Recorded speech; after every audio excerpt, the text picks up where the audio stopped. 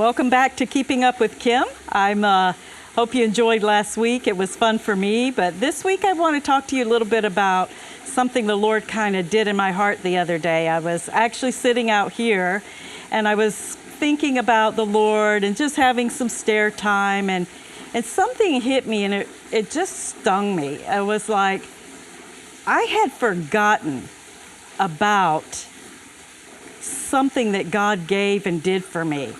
And it just hit me. I was like, wow, Lord, how often do I do that? Isn't life fast-paced at times? I mean, we're just between jobs and kids and maybe ministry and school and relationships, and something wonderful happens in our lives, and it's gratitude. And the Lord just reminded me, I wasn't purposely not thanking God for the things that He just 3 months ago did in my life, but they were big bucket list things. They were wonderful gifts. They were the surprises of God. And the Lord just reminded me that sometimes we have to slow down and just remember. I think He talked to the Israelites a lot about that they tended to move ahead and forget in life and the world and what's going on in the world.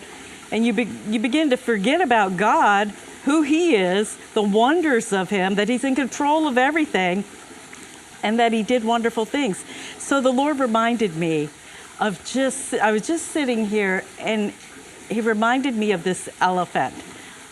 I love elephants.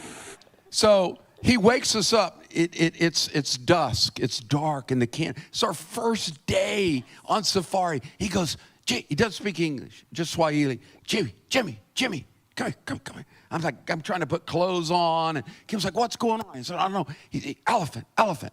So she grabs a camera. This is literally from me to the screen, maybe a little further from our tent. We're just out the door. Huge bull elephant. Now we're talking, had to walk all the way up the crater. I mean, we're talking a steep, long climb that we're at the top of this mountain on this camp. So here's our beginning baptism into safari. When we went to Africa, my husband, of course, wanted to see the lion, and I like lions too, but to me, elephants are just glorious. They're one of God's greatest creatures. I mean, their memory, their just the uniqueness. I just watch those nature shows about them all the time. And when we were there, I remember the next morning in our tent, we get up, the Maasai guy that was there came knocking on our tent, or pushing on our tent, Jamie Kim. And I remember getting up and seeing in front of me, I don't even think it was 15 feet, but it was like the most majestic, beautiful elephant, like a big bull elephant with the tusk. Like who knows what his history was, how he meandered up in the jungle. And I know I've talked about that before when we did our animal pictures and slides for everybody, but I just was reminded that that's not a memory I want to just say one and done. I think we have a problem with one and done, God, that was great. And I feel bad in my life that I can't go back, and I think heaven's going to be so much different, but that I can't go back and just experience that again and again. It's like, why didn't I stay there longer? Why didn't I just bask in that? Why did I go anywhere else? But I can go back, and what God was reminding me of was, Kim, I want you to be grateful for that time. And as I began to thank Him for that and go back and think, God, that was a gift to me. That was a treasure. You made a miracle happen. And to me, it was a miracle that He came, miles away up the woods and was standing in the early morning in front of my tent. I'm sorry. It was just a miracle. And it's like just being with the Lord in that and going back and saying that I may not can go back and stand and experience that physically, but that's what our minds and our souls can do. And when God gives us something, how many things has He given you over and over, and you just, boop, gone, done. I mean, I think God really wants more from us than that. I think He wants to engage in that some more. So I took my time in the morning and I just thanked him and I just praised him and I was just so grateful. And I talked about what the elephant meant to me. And I told the Lord, I said, if it wasn't for our sin nature and that, everything's corrupt, so we can't be one with the animals, I would have run and jumped on top of that elephant. I would have grabbed his tusk. I would have just played with him in the jungle. And, I think in the new heavens and the new earth, we'll probably have a lot of that. But I don't have to let go of that experience. But what I always want to do is be grateful to the Lord for everything he has given me. And I think we tend to forget the Lord in those ways. I think it makes the Lord's heart sad. I really do. I think it makes the Lord's heart sad when we let go of the great memories. And what are some of the memories maybe you're thinking of as we're talking that, boy, that was an awesome thing God did in my life. And I want to be grateful for how he brought that about, how that relationship happened, how that experience at school happened, how that trip turned out, how that provision came about. I want to thank him for that. And as I began to thank him for the beautiful bull elephant that was so majestic, I began to think about the people that caused that experience to happen.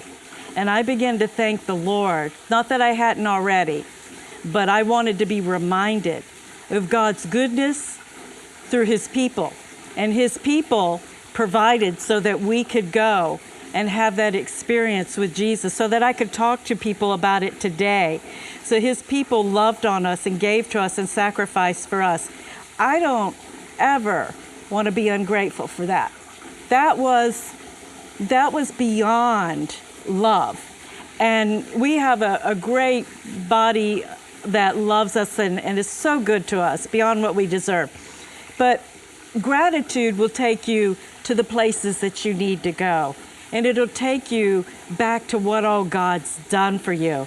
And I know we can tend to look at our world today and we can see the politics and we can see the corruption and we can see the rights and all the things that need to be done and changed. And what we can also do is lose sight of God in all of that. We can lose sight of our Creator.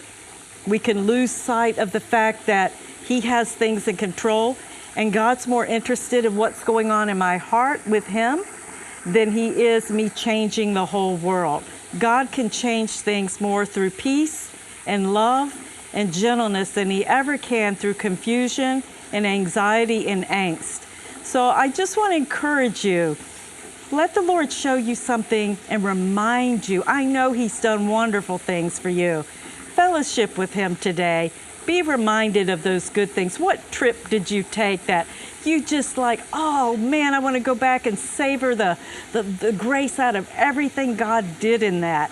What person have you met what mentor has been in your life that maybe you forgot about them?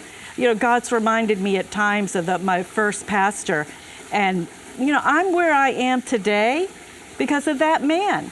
Now, his doctrine went so far with me, and I've learned a lot of things after, but that man reached out to me when I was a single mom, and his wife. They took me in. They brought medicine to my little baby.